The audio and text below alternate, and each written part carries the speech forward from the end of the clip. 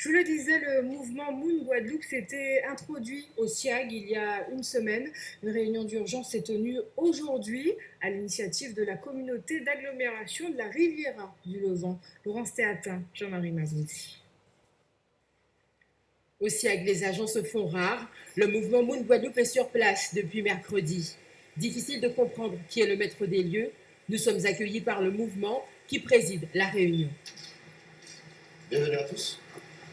On va essayer d'aller le plus rapidement possible sur le point qui nous intéresse, le dispositif qui doit être mis en cas de coupure d'eau, dans un cadre légal.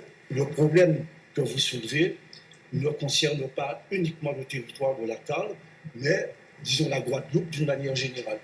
Et donc, j'avais pensé que si tout le monde avait répondu à l'invitation, donc il y aurait eu une réponse globale. Le président de la Riviera du Levant qui avait convié les présidents des autres communautés d'agglomération, la région et le département. Leurs sièges sont restés vides. La réunion est écourtée. Jean-Pierre Dupont prend tout de même des engagements solidaires. Je peux mettre en place une distribution de bouteilles d'eau en direction des populations les plus fragiles, mais pour un temps limité en proportion avec les possibilités financières de la Cale. Je peux proposer également la mise en place de citernes. Ça sera de l'eau non potable, mais qui pourrait servir à faire le ménage, par exemple, au niveau des populations.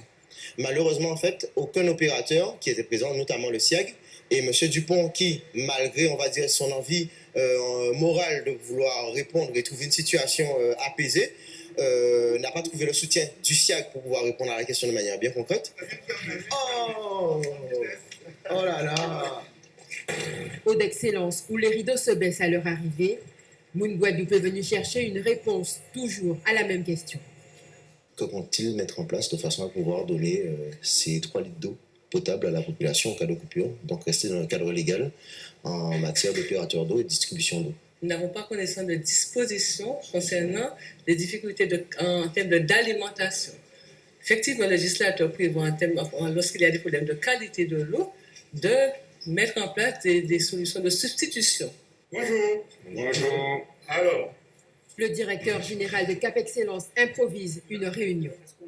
À qui est la responsabilité en tant qu'opérateur? Est-ce que ces autres opérateurs à délivrer de l'eau potable en cas de coupure ou de l'eau à d'eau robinet là qui n'est pas potable? Un citoyen, c'est bon. C'est vous qui avez la responsabilité. C'est bon. C'est Cap On est d'accord, hein? C'est Cap Excellence qui a la responsabilité. Cap Excellence, c'est l'opération. C'est ça qu'on veut savoir. Cap Excellence. Prochaine étape pour Moon Guadeloupe, Cap Excellence, puis toutes les autres institutions responsables de la distribution de l'eau en Guadeloupe.